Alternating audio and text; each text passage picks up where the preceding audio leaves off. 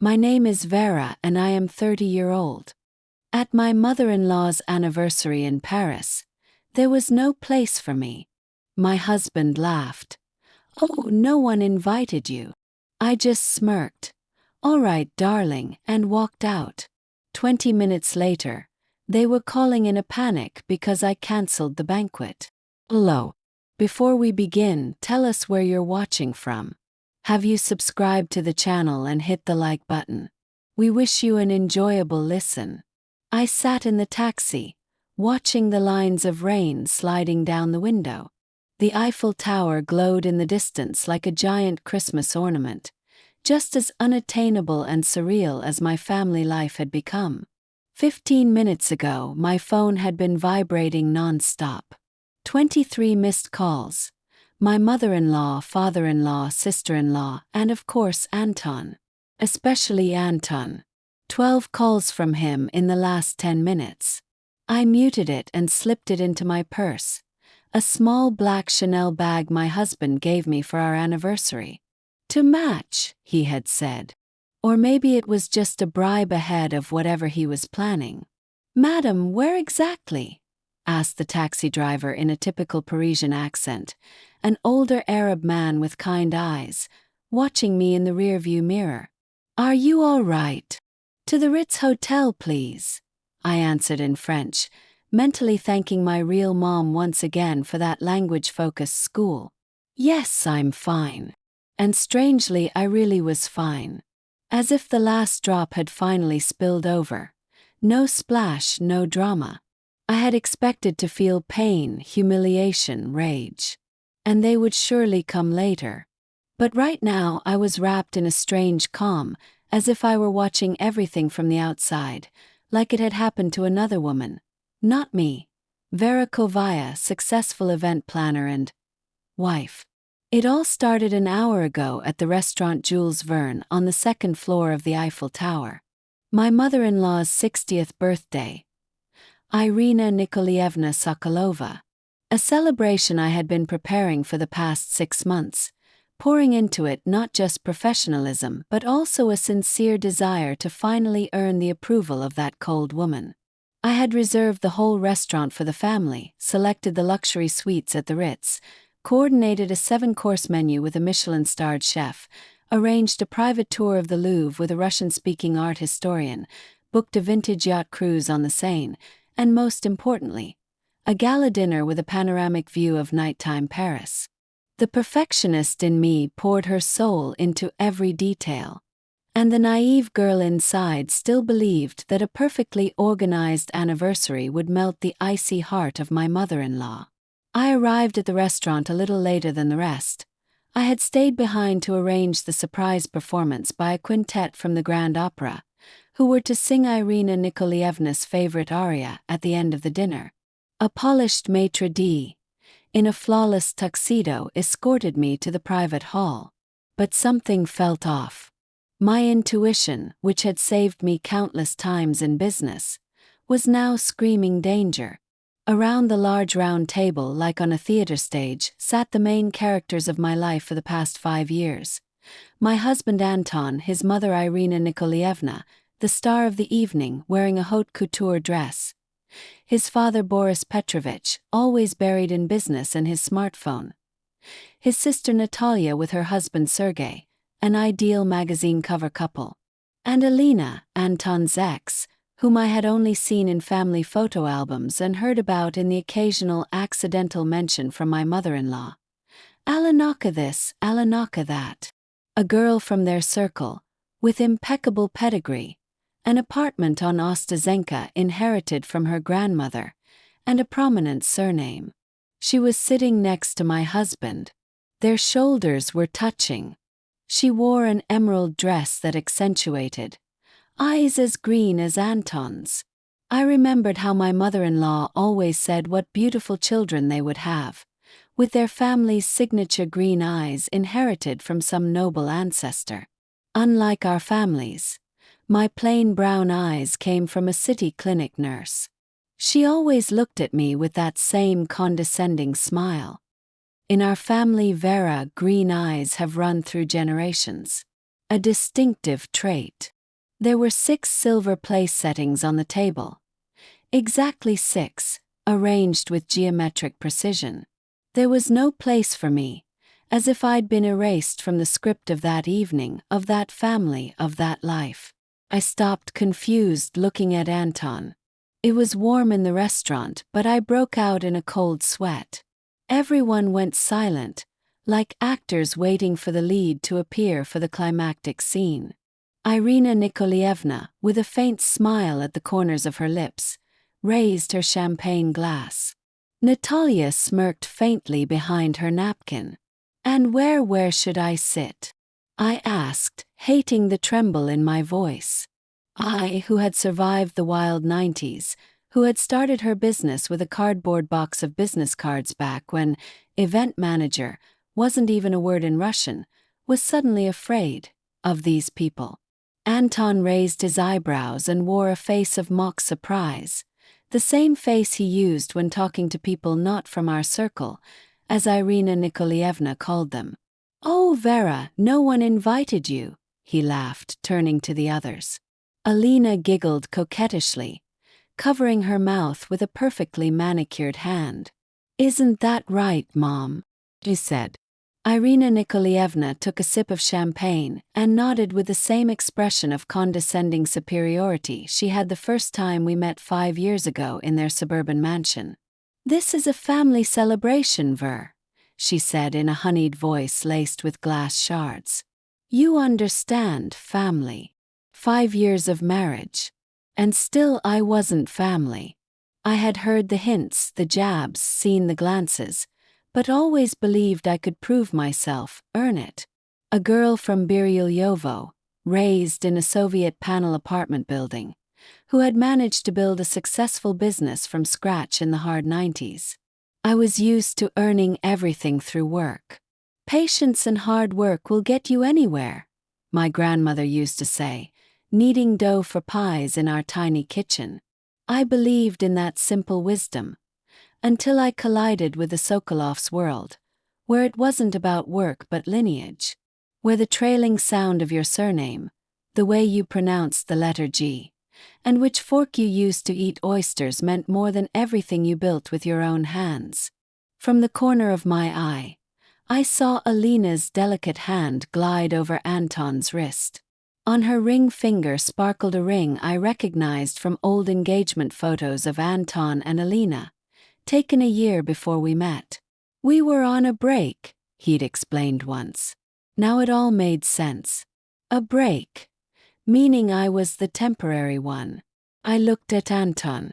In 5 years I had never learned to read his expression, but now I saw something flicker, fear? Shame? Or maybe relief? It didn't matter. In that moment I realized I didn't love him anymore. Maybe I never had. Maybe it was just the fantasy of a prince in a white Mercedes. My friend Lenka used to joke. Turned out the prince was cardboard. And the horse leased. Strangely, I didn't feel pain. Felt freedom. Like I'd taken off a heavy backpack I'd dragged up a mountain for 5 years. "All right, darling."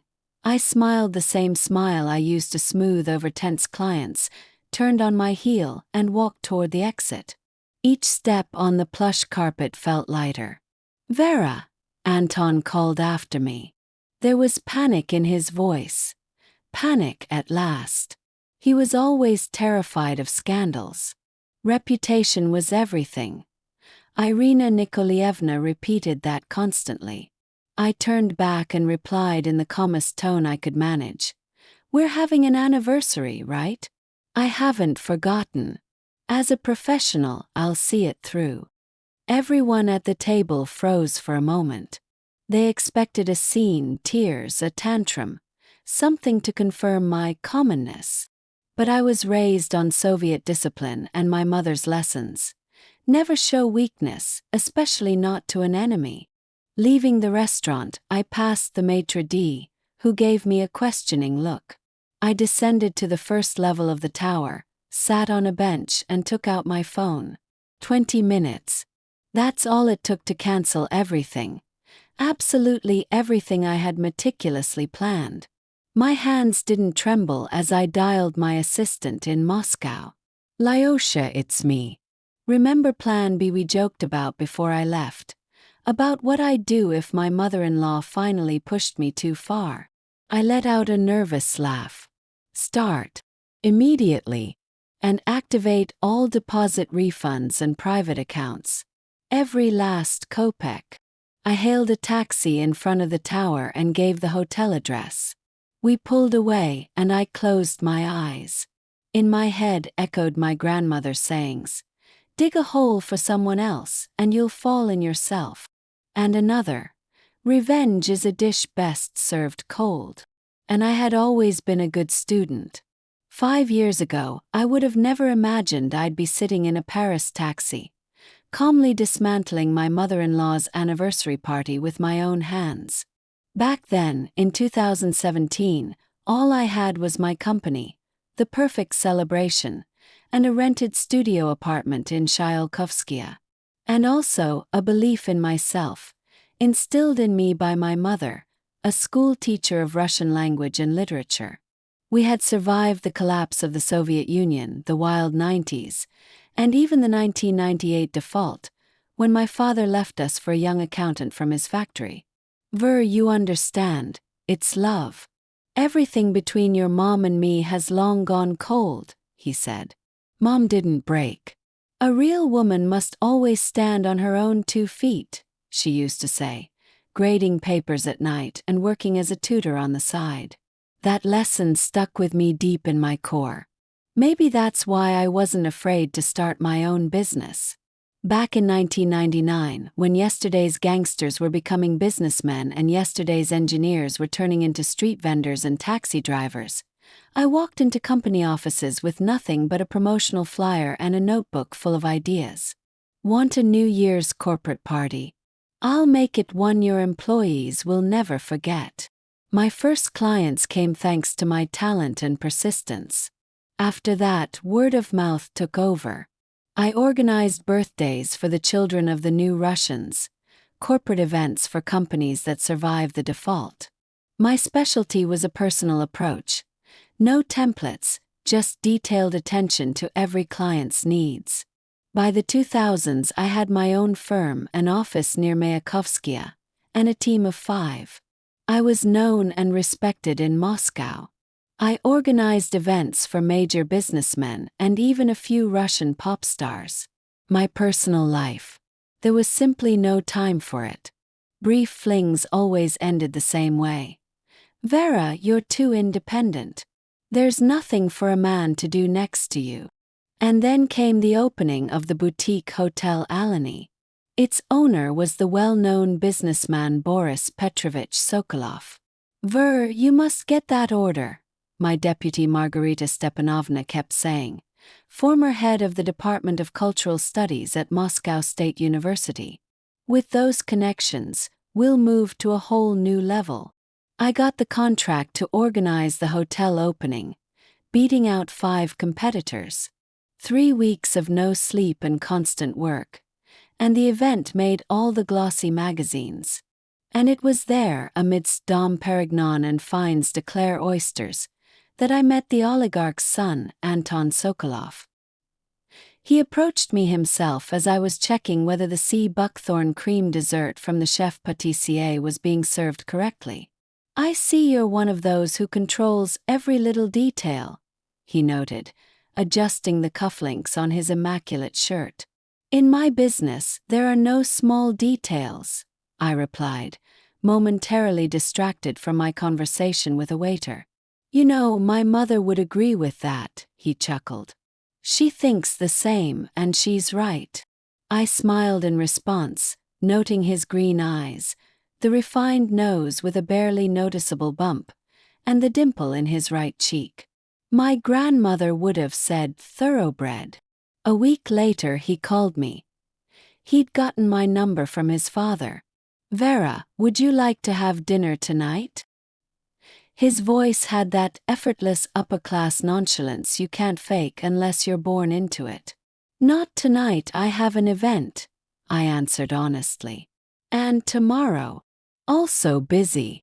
Perhaps you could let me know when a gap appears in your very full schedule. There was a hint of teasing in his tone, but it was warm, almost affectionate. Suddenly, I felt like I was in an old Soviet film, as if the music of Andrei Petrov started playing behind me and the world became a little kinder, a little brighter. Thursday, 7 p.m. He chose Café Pushkin. Then followed more dinners, the theater, an exhibition at Garage. Anton turned out to be intelligent, well-read, and had a great sense of humor. He managed the family business's investment branch, but as I later realized, mostly in name. The real decisions were made by his father, Boris Petrovich. "My dad thinks I'm not tough enough for business," he confessed once after a bottle of red wine. "Maybe he's right. I prefer art, life, you know." And I understood. Or at least I thought I did. "What about your parents? What do they do?" he asked that same evening. "My mom's a Russian language teacher. My dad was an engineer at a factory. A Serb, and young, but we don't talk now." "Wow. Real Soviet intelligentsia," he said with genuine admiration. And I melted. For the first time in years, I didn't have to justify where I came from. 3 months later, Anton invited me to a family dinner at their country house in Barvika.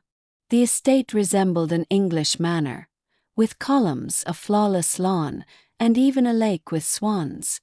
I didn't yet know I was stepping into the lion's den. Irina Nikolaevna met me in a pearl gray Chanel suit.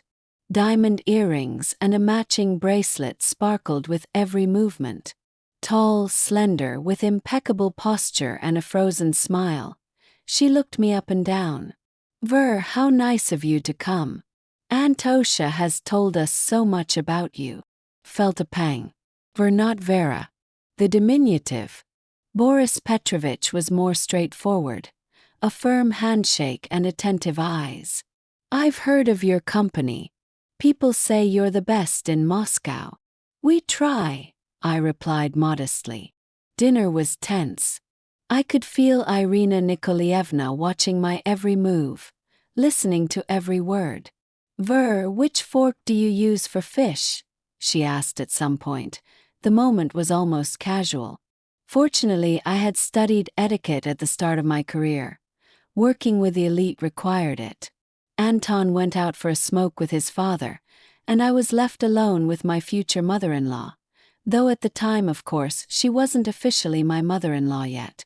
"Vera," she said, calling me for the first time without the diminutive suffix, "you are a smart woman. Why do you need my son?" "Excuse me." I nearly choked on my tea. "Anton is a good boy but weak. He has always been that way. As a child, he hid behind my skirt.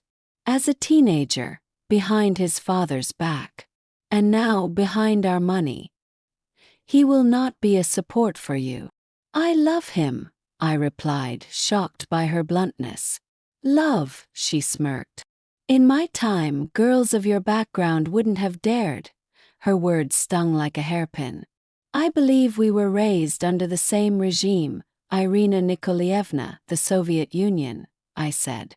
Her eyes narrowed. "You're mistaken, dear. Even during the Soviets, there were those who, shall we say, lived differently. My father held a certain post in a certain department." She gave me a meaningful look. "We never had to stand in line for sausage like some people. That was a declaration of war, though I didn't understand it at the time. I was looking at a woman from a different world. A world of restricted access stores, special military units with codes. A world where people like my mother and I were not welcome." "Oh, what are you two talking about?" Anton returned and wrapped his arm around my shoulders. "About the Soviet past, dear." Irina Nikolaevna slipped back into her mask of the gracious hostess. "About our shared history." 2 months later, Anton proposed. A 3-carat diamond sparkled on my finger, drawing envious sighs from my friends and colleagues. "Are you sure?" She had shown me the ring. Their world is different, Ver. Anton is not like them, protested. He's different. My mother only shook her head but said nothing. The wedding was grand. 300 guests at the Metropole. I organized it myself, refusing help from a wedding agency. It was my chance to prove my worth to the Sokolov family. Nikolaevna watched my efforts condescendingly, occasionally making corrections to my plans. Ver, in our circle we don't invite journalists. Ver, those flowers are too simple. Ver, this needs to be approved by the French consultant. My mother sat in the corner of the hall, modest and a bit lost in her new dress from the discount store. We hadn't invited any of my relatives, only a couple of close girlfriends from the bride's side, against 200 guests from the groom's side. It'll be better this way, Anton had convinced me. Otherwise, they will feel awkward among our people. I didn't argue. Madly in love, wearing a beautiful Vera Wang gown, I believed a new, happy chapter of my life was beginning. How wrong I was. 6 months after the wedding, I realized I had become entangled in an endless battle for approval. Irina Nikolaevna continued her aristocratic campaign of training me in manners. Boris Petrovich mostly ignored my existence, preoccupied with business. Natalia, Anton's sister, never missed a chance to remind me of my background. Vera, those shoes are a bit too much for you, aren't they? She'd laugh lightly. Anton either didn't notice or pretended not to notice this quiet war. They're just getting used to you, Kitty, he'd say when I tried to talk to him about his family's behavior. Then he'd kiss me, give me expensive gifts, and once again I'd believe things would get better. Now, sitting in a Paris taxi, I realized I'd never been a naive girl. I just desperately wanted to believe in a fairy tale that no longer existed. My agency thrived even after the wedding. I didn't want to be a kept woman, living off a rich husband, as Irina Nikolaevna not so subtly suggested. Anton, darling, why does your wife need to work? It makes it look like you can't provide for the family. But my business gave me more than financial independence. It gave me a sense of self-worth, something I sorely lacked in my new life. The Sokolovs lived in their own closed world. I was reluctantly included, and only for special occasions. Family dinners every Thursday, where I felt like an outsider. Meetings with important people at the country club, where I was introduced in a rush. Vera, Anton's wife. Cocktail parties where I stood for hours with a glass of champagne, not knowing what to talk about with the other ladies, discussing trends in haute couture or their husbands' new yachts. You work too much, Anton would often say. My mother is worried that you're not paying enough attention to your family duties. Family duties. I almost choked on my coffee. What exactly do you mean? Well, you know, he waved vaguely. Maintaining the home, creating the right atmosphere. We lived in a luxury apartment on Ostazenka, something I had only dreamed of. But it wasn't my apartment. Every item was chosen by a designer hired by Irina Nikolaevna. I had suggested we move out, buy something of our own. But Anton always found excuses. This place has the best view of the Moscow River, he'd say. And besides, it was a gift from my parents. I understood. He simply didn't want to leave his mother's influence. Even from a distance, she controlled his every move. But the worst came when the topic of children arose. A year after the wedding, Irina Nikolaevna began a systematic campaign. Ver, she said at one family dinner, you're already 36. Time to think about children. It's harder for women after that age to give birth. We're not planning that with Anton yet, I replied. An important stage in business development. Business? She elegantly raised an eyebrow. In our family, women don't work, Ver. They take care of their children and husbands. I looked at Natalia, who was sitting across from me. She really didn't work. She spent her time on charity and tennis, raising 2 children with the help of 3 nannies and a governess. We have different views on life. Irina Nikolaevna smiled. In my family, women have always worked. Yes, I know, she smiled in response. Your mother is a teacher, it seems. A very respectable profession. That very respectable with a pause cost me a sleepless night. I couldn't explain to Anton why I was so upset. Oh, come on, Kitty, he said, flipping through channels on the huge TV. Mom is just a little old-fashioned. She's from another generation. But I knew it wasn't about the generation.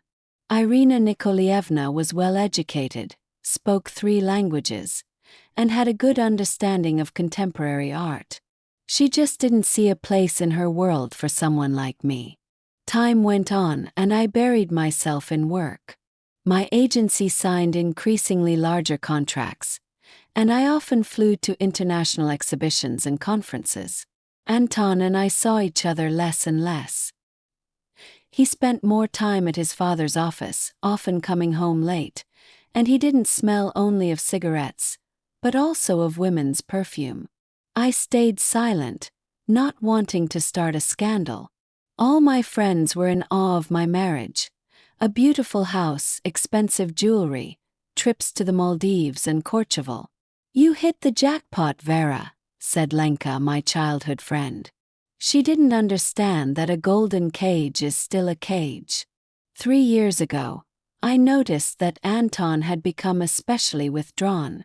A glass of whiskey always in his hand. Before we at least talked, argued, laughed. Now it was as if he lived in another dimension. What's going on with you? I asked one evening, when for the 3rd time that week he declined the dinner I had prepared myself, having dismissed the cook. Nothing, he shrugged. Just tired. Anton, this isn't tiredness, it's something else. He sighed and looked at me, for the first time in a long while, really looked. My father is sick, Vera. Pancreatic cancer. Final stage. I was stunned. Boris Petrovich had always seemed unshakable, like a rock. Why didn't you say anything? We didn't want anyone outside the family to know. There it was again, only family. I didn't know what to say. I'm sorry, I said at last. Is there anything I can do to help? Anton shook his head.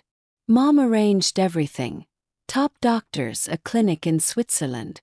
But the prognosis is poor. I hugged him, and for the first time in a long while, he didn't pull away. That night we were close again, like in the early days.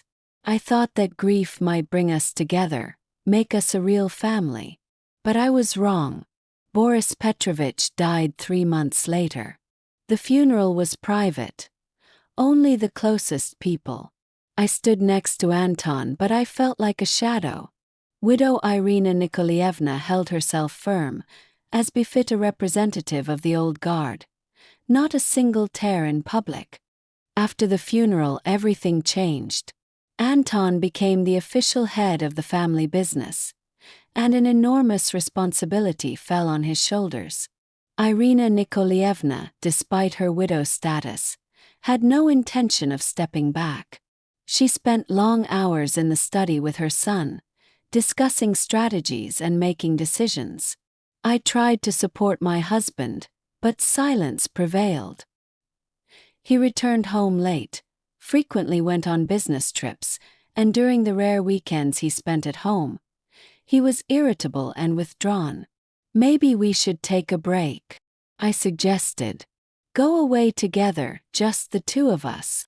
Now's not the time for a vacation, Vera. He cut me off. I have a business to keep afloat. I saw him slowly turning into his father, just as harsh, just as cold, just as unavailable. And that frightened me more than anything. We grew further apart. I threw myself into work, he into business. We barely talked, didn't travel together, didn't make love. We simply existed next to each other like two strangers. And then it happened. Shortly before the trip to Paris, I came home earlier than usual. My team had just signed a big contract for organizing a festival in Nizhny Novgorod, and I was euphoric. I wanted to share the news with Anton, even though he had lately shown little interest in my work. At home, I heard his voice from the study. He was on the phone with someone. His voice sounded unusually lively. "Yeah, baby, I missed you too," he said, and the tenderness in his voice made my chest tighten. "No, she doesn't know. Mom says we need to wait until the trip to Paris. Then we'll decide everything." "Are you sure about the baby? It's a serious step." "All right, I understand. I love you." I froze at the door, unable to move. Something inside me broke. I knew Anton had grown distant from me, but cheating? And a baby? With whom? Why in Paris? I didn't make a scene. I didn't burst into the study demanding an explanation. Instead, I quietly went into the bedroom, closed the door, and sat on the edge of the bed for a long time, staring out the window at the rooftops of Moscow. I thought about what to do, how to act, throw a fit, file for divorce, or pretend I hadn't heard anything. The next day, I began to keep tabs on Anton. It wasn't hard. We shared cloud accounts and I could see his location. He spent hours at Café Pushkin, where we'd gone on our first date. Sentimentality, or just a convenient meeting spot. I began checking his phone while he slept. There were messages from a contact named A, written in hints and fragments. "Let's meet there again. I can't stop thinking about you. Everything will change soon." I couldn't find his replies. Apparently, he deleted them. A week later, I took a desperate step. I asked my friend Misha, a computer genius, to recover Anton's messages. It was illegal. It was unethical. But I had to know the truth. Misha did everything perfectly. He sent me a file with the restored messages, and I read them sitting in the office after work, once everyone had left. My shock was beyond words.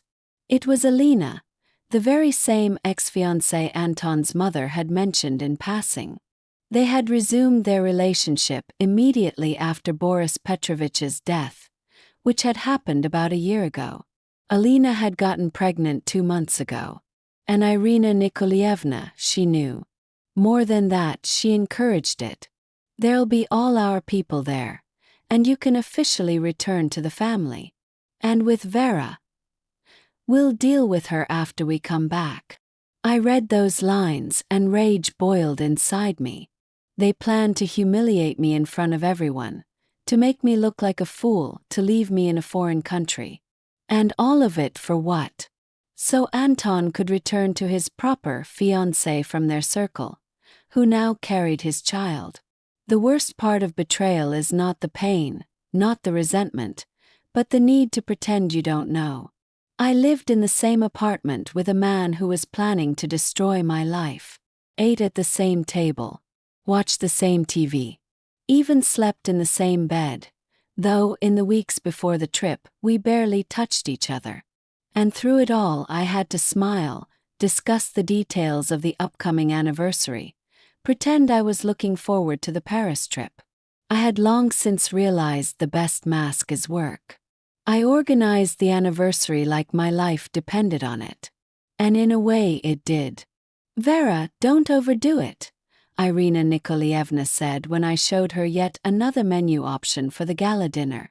"It's just a family celebration." Family, a word she wielded like a weapon. "It's your anniversary, Irina Nikolaevna," I replied with a smile. "It should be perfect." Something resembling respect flickered in her eyes, and disappeared immediately. "As you say, Ver, you are the professional here. You are. As if I was still part of their family. As if they weren't preparing to get rid of me in a foreign city. Anton was visibly nervous as the flight date approached. Twice I caught him talking on the phone in the bathroom, the water running at full blast. 3 times he didn't come home, blaming urgent business. I asked no questions. I already had all the answers. Instead, I refined my plan. My deputy, a former military officer turned event planner after army downsizing, once told me, "Vera Andreevna, business is like war. You always need a fallback plan." Since then, I always made one. What if the weather turns? What if twice as many guests show up? What if the main course doesn't get delivered on time? This time, Plan B was special. I arranged with the bank that all the anniversary payments would go through my personal card, not the company account. I signed all the contracts with a 24-hour cancellation policy before the start of the event. I made copies of all the documents, tickets, reservations, invoices, and placed them in a separate folder on my personal laptop, which I never parted with.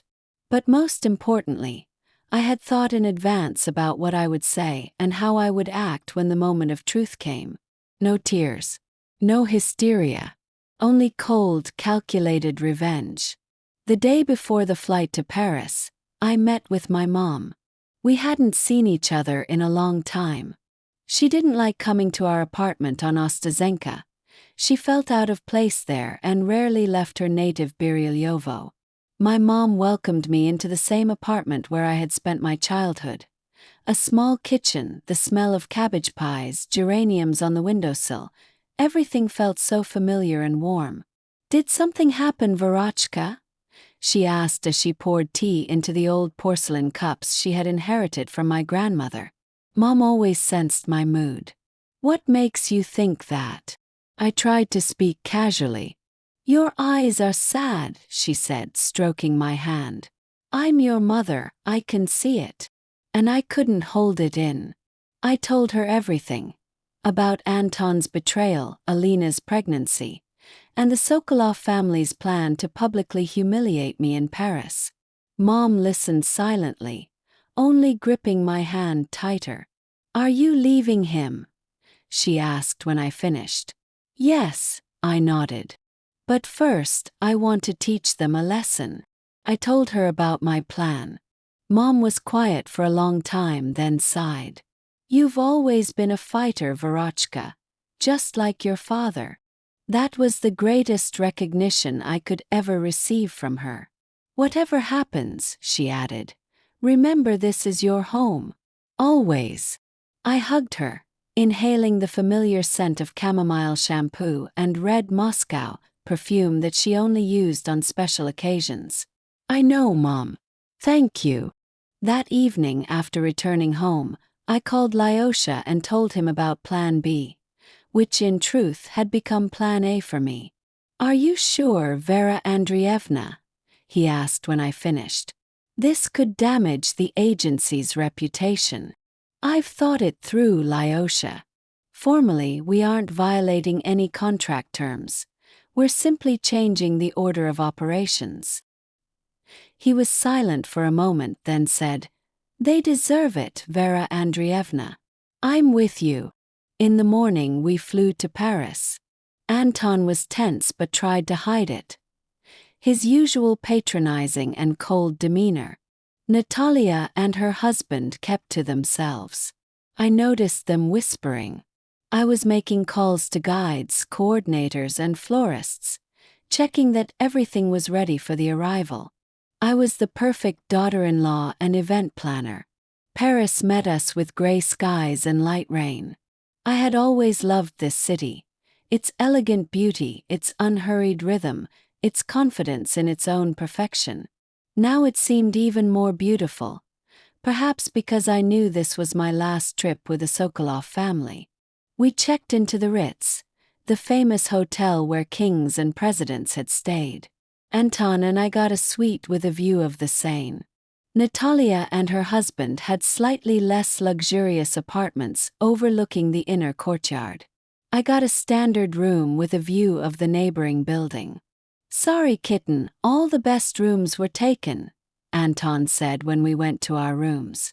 "No big deal, of course, darling," I smiled. I would be working almost all the time anyway. The next day, the anniversary events began. A morning tour of the Louvre with a private guide, lunch at a fine restaurant, an afternoon walk through Montmartre, and dinner at a trendy bistro that had just received its first Michelin star. I kept a little apart the whole time, an organizer, not a participant. I saw Anton whispering with his mother, saw how Natalia threw triumphant glances my way. I knew that somewhere in Paris, Alina was waiting, ready to take my place. Maybe she was even staying at the same hotel in the next room. But I kept smiling, working, and waiting for my moment. The culmination of the anniversary was supposed to be a gala dinner on the Eiffel Tower.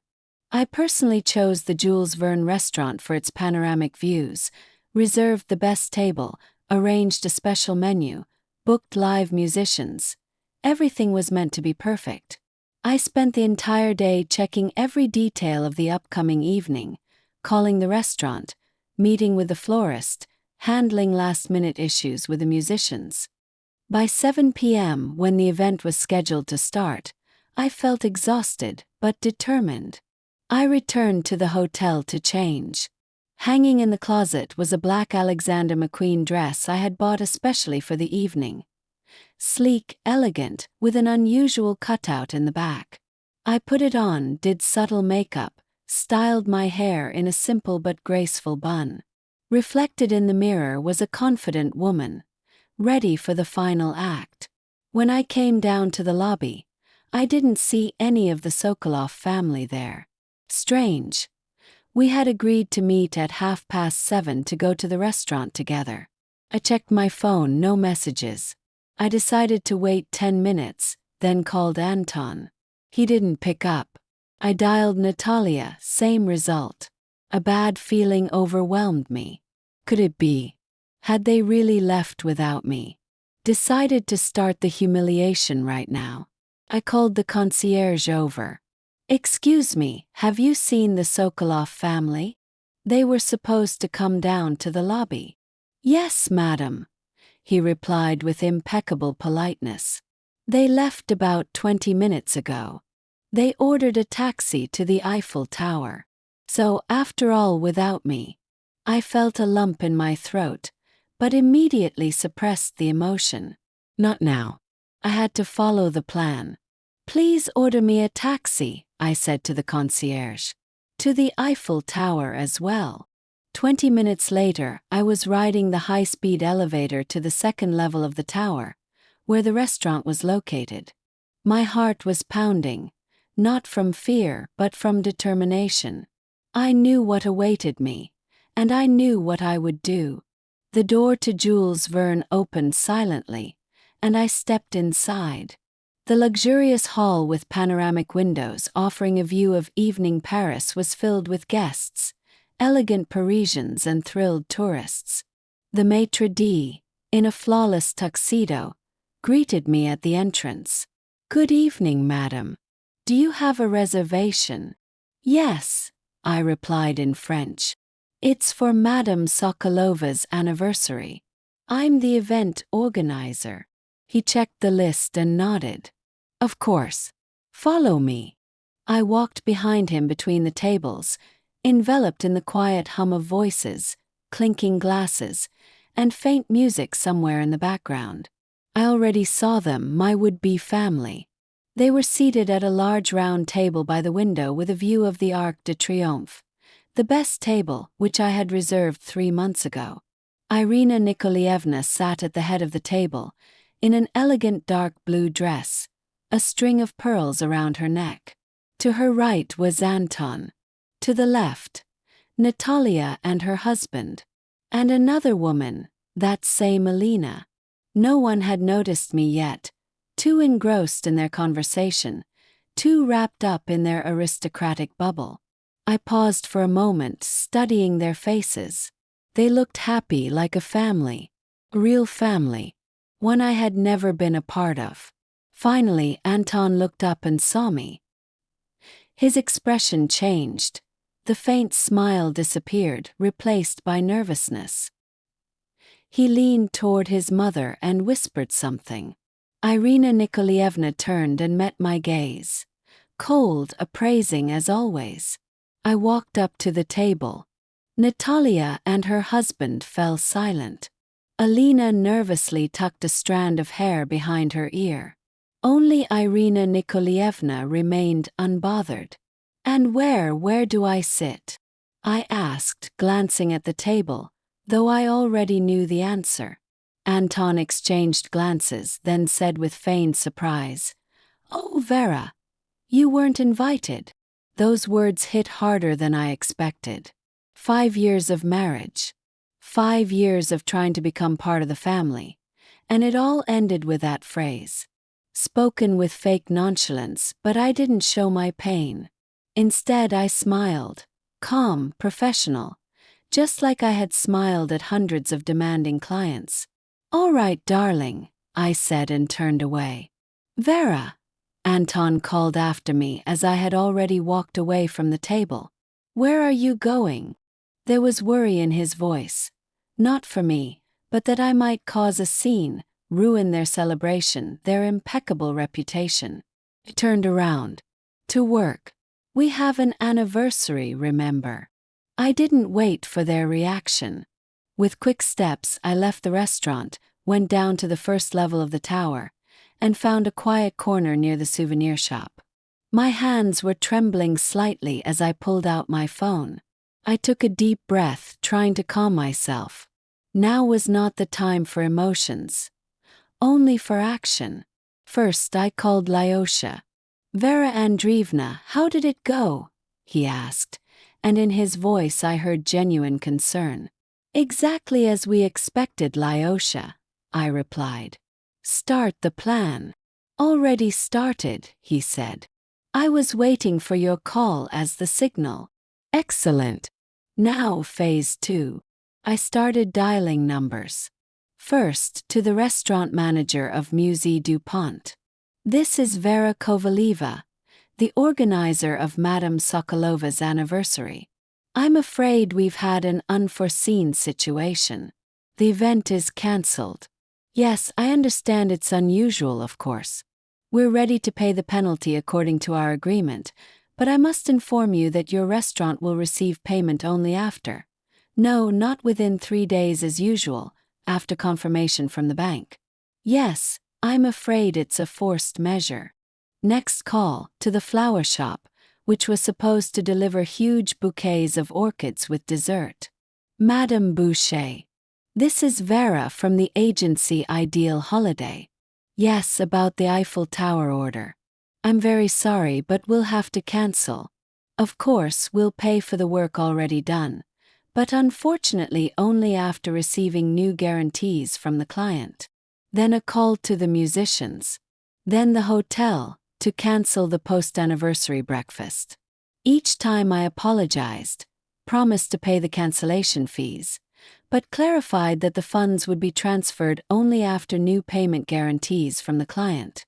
And considering all the contracts were in my name, and all payments went through my accounts, I knew they wouldn't be able to resolve the issue quickly.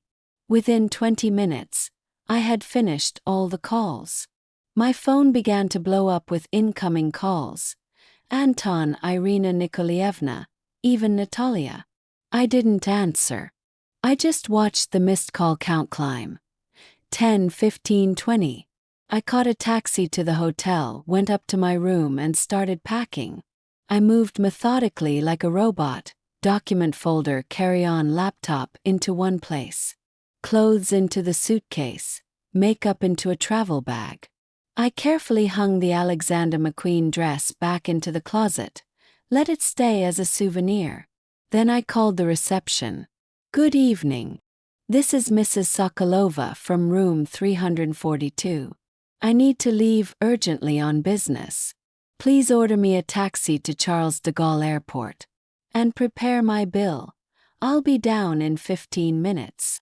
I hung up and looked around one last time. The room was bland and cold, just like my life with the Sokolovs. I didn't feel regret or sorrow, only a strange relief. For the first time in years, I could breathe freely, without the constant pressure of someone else's expectations. The knock on the door was sharp and insistent. I knew it was Anton. No one else would knock like that. Vera, open the door. Oh, I know you're in there. I approached the door but didn't open it. What do you want, Anton? What the hell did you do? His voice trembled with rage. The restaurant says the banquet's cancelled, the musicians aren't coming, even the food's been cancelled. What is going on? I think you should discuss that with your mother, I replied calmly. And with Alina. By the way, congratulations on the baby. Silence. Then Anton spoke again, in a different tone, quiet, pleading. You misunderstood. Let's talk like adults. Open the door. There's nothing to talk about, Anton. For 5 years I tried to be part of your family. For 5 years I endured humiliation from your mother. For 5 years I turned a blind eye to your affairs. It's over now. If that's how you want it. His voice took on a steel edge. I'll destroy your business. You understand. One phone call and no one in Moscow will ever hire your agency again. I laughed softly. Go ahead. Just make sure to explain to your mother why her anniversary turned into a disaster, and to your friends in Moscow why they'll need to find someone new to handle their events, and to the press, which so loves high society scandals. You, he choked with anger. You'll regret this. Unlikely, I replied calmly. And now, excuse me, I have a taxi waiting. I grabbed my suitcase, my bag, and left the room. Anton stood in the hallway, stunned, helpless. In his eyes, I saw not grief over losing me, but rage that his plans had failed. His reputation was threatened. His control was gone. Don't do this, Vera, he growled through clenched teeth. I'm warning you. Goodbye, Anton. I walked past him to the elevator. Say hi to your mother. On the plane from Paris to Moscow, I finally let myself relax. Business class. A glass of champagne. Dimmed lights. No one around me had any idea that the woman by the window had just staged a little revolution in her life. My phone kept vibrating in my bag. I didn't look at it, but I could guess the messages. Threats from Anton, cold fury from Irina Nikolaevna, maybe even hysterics from Natalia. I didn't care. For the first time in a long time, I felt free. I pulled out my tablet and opened my email. Lyosha's message was the first on the list. Vera Andreevna, everything was executed exactly as planned. Cancelled. Hotel breakfast, also. The driver who was supposed to take them around the city got another assignment. Versailles tour guide has been notified of the force majeure. All payments frozen. Refunds redirected to your reserve account, as requested. P.S. You're a genius. Smiled. Lyosha had always been a reliable person. If I ever needed to bury a body, I'd probably turn to him. Though of course it would never come to that. It's not my style. My revenge was elegant and legal. Smirking, I replied, Thank you, Lyosha. I'll be in the office by noon tomorrow. Please prepare the documents for divorce and property division, and find me a good lawyer, someone who won't be afraid of the Sokolov name. I turned off the tablet and looked out the window. Below, clouds drifted by like whipped cream, as if someone had painted a landscape from a children's fairy tale. Suddenly, I remembered how my mother used to read The Snow Queen by Anderson to me before bed. The story of a girl who saved a boy from an icy prison. But in my case, I was saving myself, and the ice around me had begun to melt. The plane landed at Sheremetyevo at 8:30 in the morning. Moscow greeted me with its familiar bustle and a cold April rain. I took a taxi to my mother's apartment in Biryoyevo. I couldn't bring myself to return to Ostazenka, to the apartment that had never truly been my home. Despite the early hour, my mother was awake. She met me in a fluffy robe with a cup of hot tea and no unnecessary questions. Stay the night. Then decide what to do next, she said, helping me take off my coat. Your room is waiting. My room hadn't changed since I'd moved in with Anton. The same desk by the window, the same shelf with books. Bulgakov, Tsvetiva, Pasternak. The same old carpet worn where I used to sit cross-legged and read. Here I was real. Here I didn't have to pretend. I unpacked the bare minimum, took a shower, and wrapped myself in my mother's old robe. Then I walked into the kitchen, where she was ladling steaming borscht into bowls. My favorite dish since childhood. Tell me, she said simply, sitting across from me. And I told her everything. How I ruined the anniversary. How I left the hotel while Anton banged on the door demanding answers.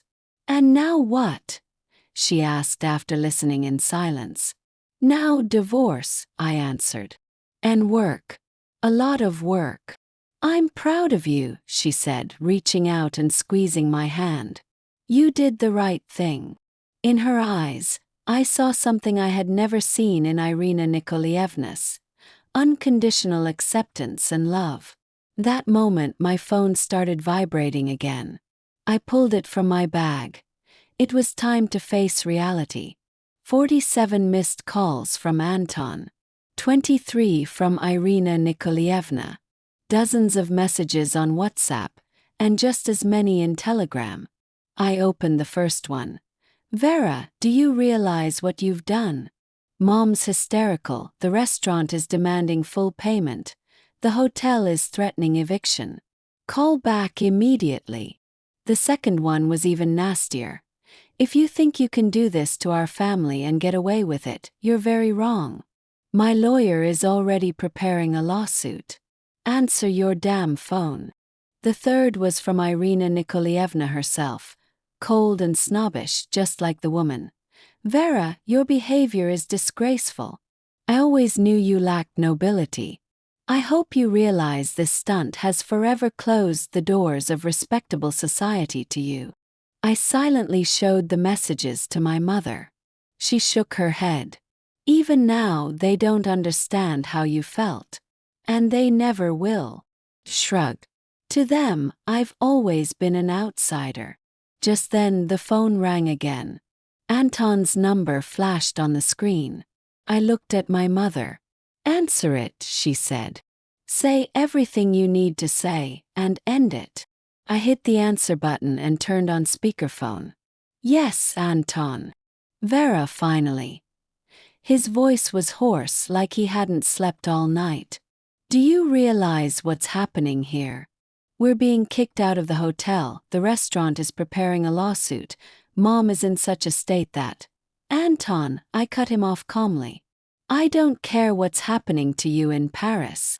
What do you mean you don't care? He was breathless with outrage. You ruined my mother's anniversary. You screwed over our whole family. Do you even realize whose toes you've stepped on? I do, I replied just as calmly. I stepped on the toes of people who humiliated me for 5 years, treated me like a second-class citizen, and then decided to disgrace me publicly in a foreign country. I think it's a fair reckoning. So that's what this is about. His voice was now openly angry. You did all this because of your stupid complexes and grievances. No, Anton. I felt a smile spread across my face. I did it because I'm a professional. I organized your mother's anniversary. I signed the contracts. I paid the deposits. And I had every right to change the terms at any time. All the paperwork is in my name. All the agreements are mine. So technically, I just postponed the event. Postponed. You cancelled everything. The yacht, the tours, even the damn hotel breakfast. I rescheduled them for a more appropriate date, I said, enjoying every word. When your mother learns basic manners, though I suspect that won't happen soon. So let's consider the anniversary indefinitely postponed. There was silence on the other end. Then I heard a rustle, muffled voices. It sounded like Irina Nikolaevna had taken the phone. Vera. Her voice was unusually restrained. I understand that you're upset. But what you did, it's not just cruel. It's a crime. What kind of crime exactly, Irina Nikolaevna? I asked with a smile in my voice. I did my job. I organized the event. That plans changed last minute. Happens all the time in our business. Force majeure, you know. You know exactly what I mean, her voice shook with fury. Because of you, my reputation. Because of me? I laughed quietly. No, Irina Nikolaevna. Because you never considered me your equal. Because you planned to humiliate me in front of everyone. Because you encouraged your son to cheat on me with his ex.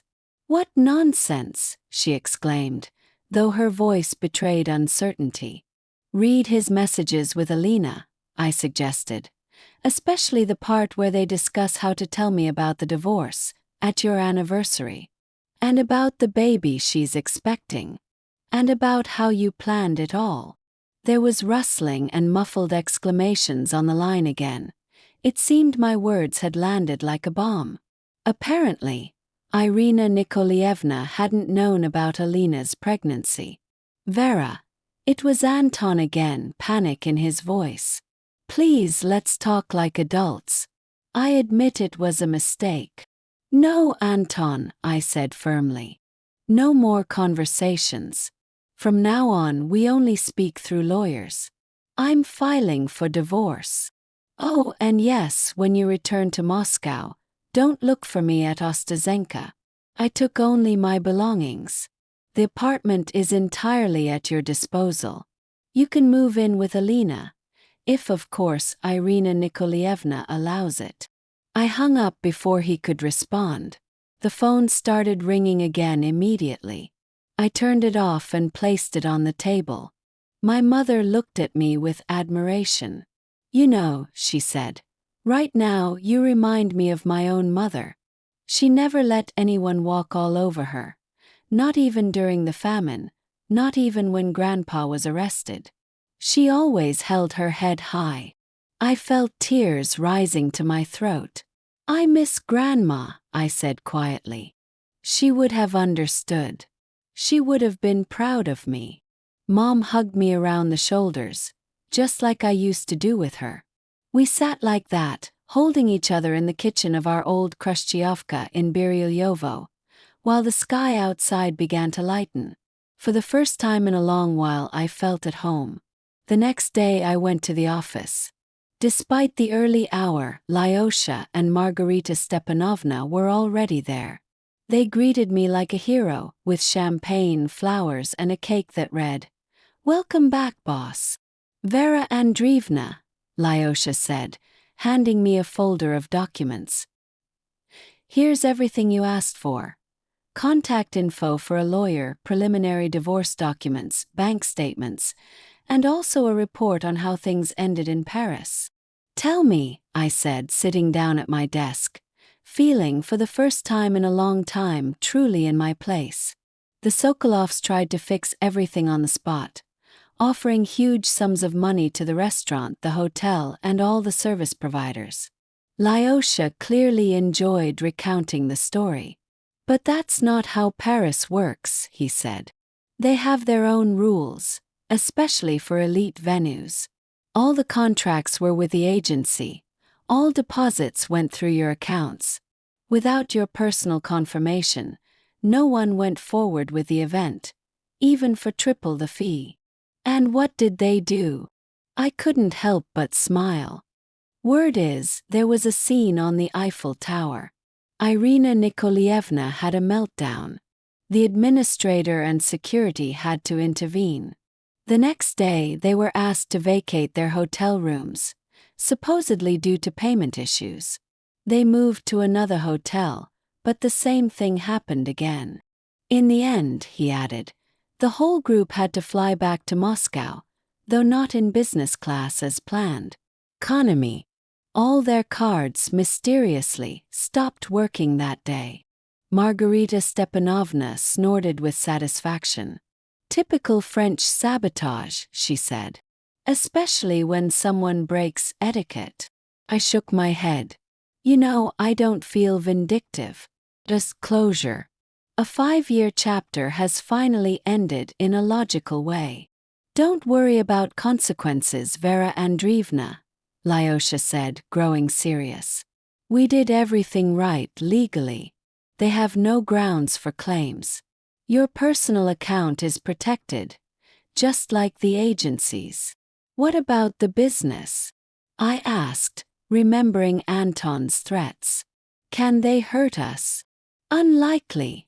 Margarita Stepanovna shook her head. They're in a difficult spot themselves. The anniversary fiasco has already leaked into private circles. You know how Moscow loves a scandal. The Sokolovs won't make noise. It would only damage their reputation more. He nodded. She was right. In the world where the Sokolovs were used to being kings, reputation meant more than money. And the story of how some upstart outwitted none other than Irina Nikolaevna Sokolova. Their social standing had taken a hit. Well then, I straightened in my chair. Let's get to work. We have plenty of clients waiting. One more thing, Lyosha hesitated. You got a call from Business and Style magazine. They want to do an interview with you, for the Successful Women of Russia column. They said they've been following your career for a while. Smiled. Let them coordinate with my PR manager. I'll think about it after the team meeting. After the meeting, I stayed alone in the office. I turned on my phone. 78 missed calls, mostly from Anton and the Sokolovs. But there were others too, clients, journalists, friends. It didn't matter. I decided to change my number. Start fresh. Around noon, Mom called. Someone from Anton came by. Who? Some respectable man in a suit. Said he was a lawyer. Brought divorce papers and some other documents. I didn't take them. Told him they'd be passed through your lawyer. Good, I smiled. They're trying to avoid a scandal quickly. Mom knew these people as well as I did. But be careful, she said. Women like Irina Nikolaevna hold grudges for a long time. So do I, Mom, I replied softly. So do I. The next day, my lawyer, Semyon Markovich, a gray-haired Jewish man with sharp eyes and the reputation of a bulldog in legal circles, brought me the Sokolovs' documents. They're proposing a fast and quiet divorce, he said, laying the papers on my desk. You keep your business and personal accounts. They get all remaining property. No mutual claims. No alimony. No court hearings. What do you think? Asked, skimming the pages. I think it's the best deal you could get, he shrugged. Fighting the Sokolovs could drag on for years. Cost you nerves and money. This way it's a clean break. You're free. Free. The word sounded like music. I signed all the documents without hesitation. Semyon Markovich took them and left me alone. I walked to the window, looking out over Moscow from the height of the business center. The beacons of the city stretched in all directions. Vast, noisy, full of opportunity. My city. I had started from scratch here, built a business here, met Anton here. And here I would begin a new life. The phone rang. It was Margarita Stepanovna. Vera Andreevna, a new client, contacted us. They want to organize the opening of a contemporary art gallery at Winzavod. The budget is impressive. Excellent, I said. Schedule a meeting for tomorrow. I'll personally handle this project. There's one more thing, Margarita Stepanovna said with a smile in her voice. I heard a story. They say Irina Nikolaevna Sokolova caused a scandal at a private dinner at Turandot. She yelled at her son in front of the entire restaurant, said he had disgraced the family by getting involved with that provincial woman. And it turns out Alina is pregnant, but not by him. By some Italian count she was having an affair with at the same time. I laughed. Our social world never ceases to amaze me. Looks like your divorce won't be the only one in the Sokolov family, Margarita Stepanovna went on. Irina Nikolaevna reportedly disowned her son and is already searching for a new bride from a proper family. And what about Alina? I asked with involuntary curiosity. Rumor has it she disappeared, either ran off to Italy to be with her count or is hiding somewhere here. Moscow is a city of rumors, you know. Poor Anton, I shook my head. He'll never escape her control. There was a note of respect in Margarita Stepanovna's voice. You know, I'm proud to work with you. After the call, I stood at the window for a long time, watching the city slowly sink into twilight. Nighttime Moscow was lighting up with thousands of lights, beautiful, tempting, full of life. Somewhere out there, in a luxurious mansion on Rublyovka, Irina Nikolaevna was probably making new plans for her son. Somewhere downtown, Anton was likely drowning his sorrows in another trendy bar. And me, I was free. Free from humiliation. Free from the need to constantly prove my worth.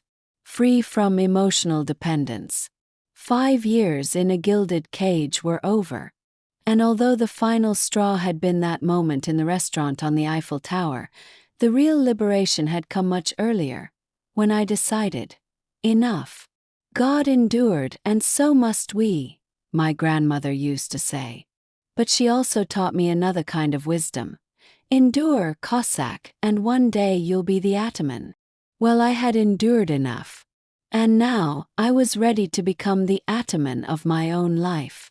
On the plane flying from Paris to Moscow, I had finally allowed myself to relax. Business class, a glass of champagne, dimmed lights. No one around me had any idea that the woman by the window had just staged a small revolution in her life. My phone kept vibrating in my bag. I didn't look at it, but I had a good idea of what the messages said. Threats from Anton.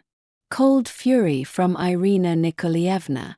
Possibly even hysterics from Natalia. I didn't care. For the first time in a long time I felt free. I took out my tablet and opened my email. Lyosha's message was first on the list. Vera Andreevna, everything went exactly as planned. The yacht was cancelled. The hotel breakfast, also. The driver who was supposed to take them around got reassigned. The tour guide for Versailles was informed of the force majeure. All payments have been frozen. Refunds redirected to your reserve account. Just like you asked. P.S. You're a genius. Smiled. Lyosha had always been reliable. If I ever needed to bury a body, I'd probably go to him. Though, of course, it would never come to that. Not my style. My revenge was elegant. And legal. A year after the Paris scandal, I was sitting on the terrace of my new house in Serebryany Bor. A cozy cottage with a view of pine trees and the river had become my refuge, a place of strength I had created for myself. After the divorce, I sold my share of the Moscow apartment. To my surprise, Anton didn't try to stop me. I used the money to invest in this house. There were no marble columns here. No golden toilets like in the Sokolovs' mansion. But there was plenty of light, air, and silence. The agency Perfect Celebration not only didn't suffer from the scandal with the Sokolovs. On the contrary, it gained new clients. The story of how I put a pompous oligarch family in their place quickly spread through certain circles, thanks in no small part to Margarita Stepanovna, who had a talent for casually dropping the right word in the right place.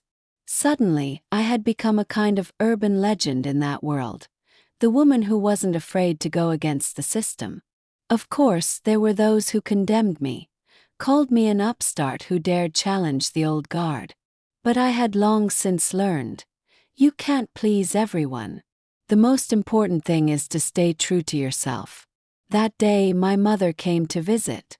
Since the divorce, she had seemed 10 years younger, started taking care of herself, even enrolled in English classes. "Tea on the veranda?"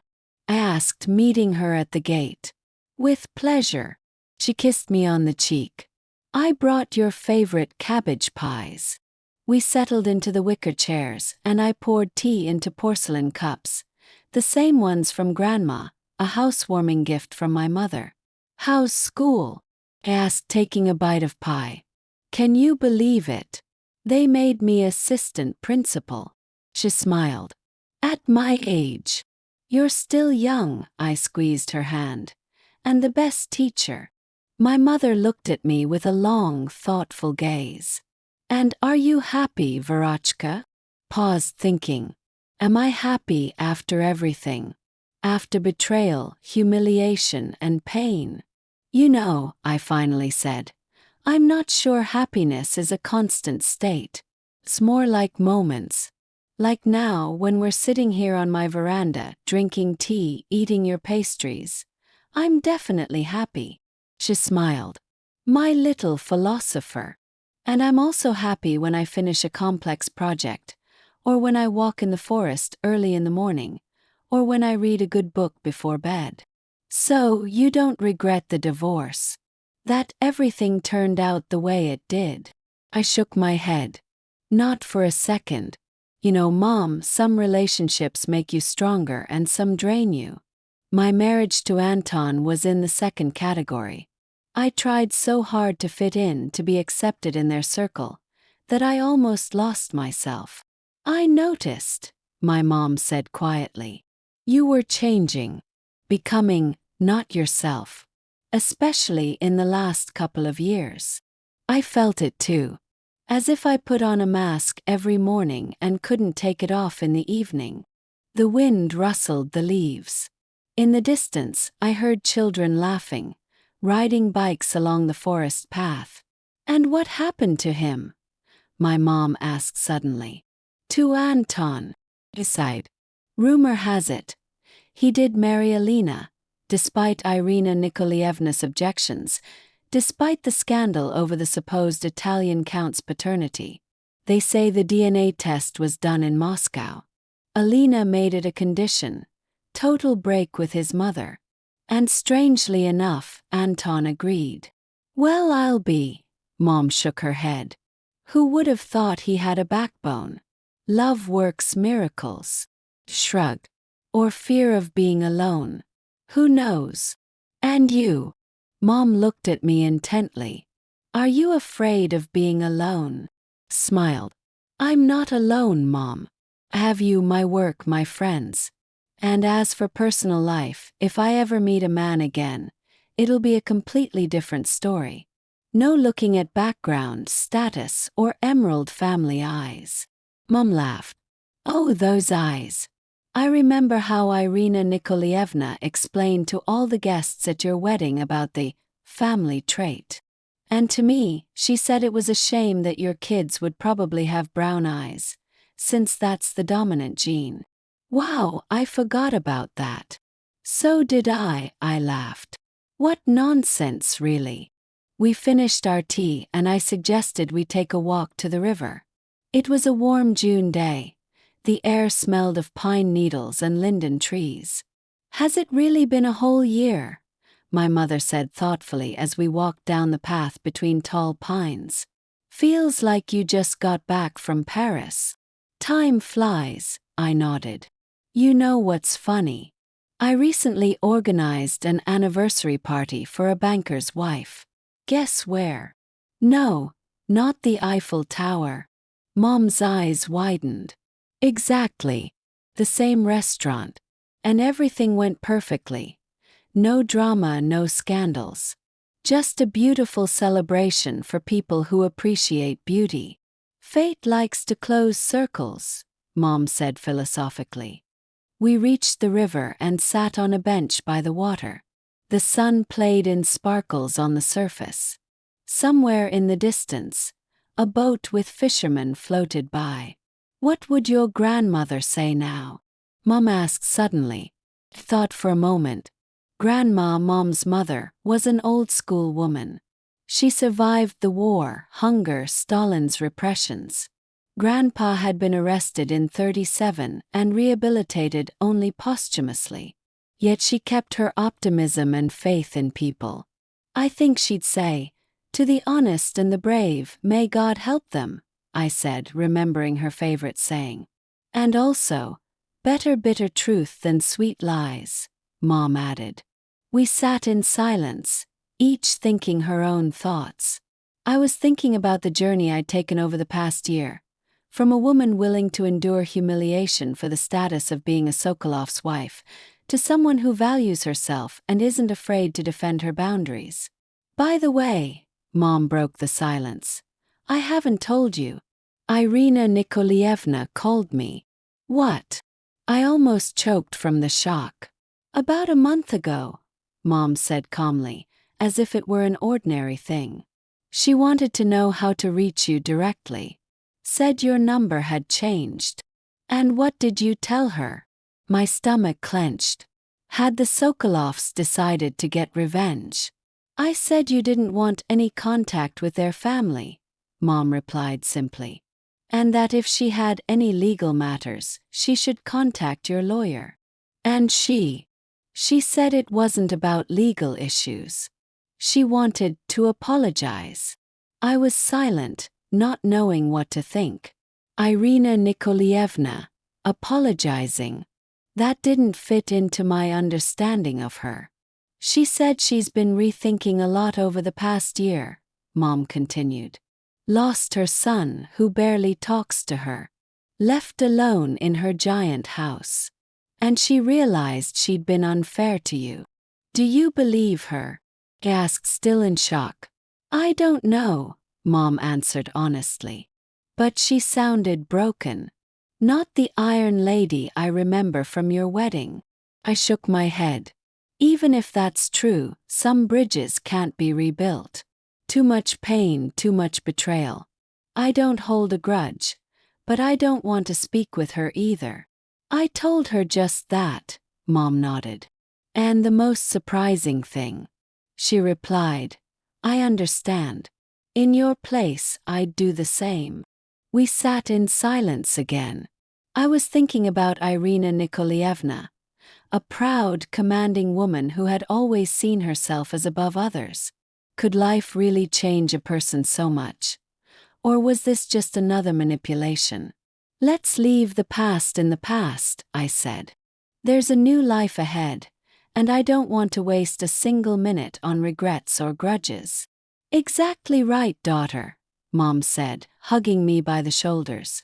"As Grandma used to say, don't look back, you'll stumble." That evening, after seeing Mom off, I was alone in my house. I lit a candle, poured a glass of red wine, and stepped out onto the terrace.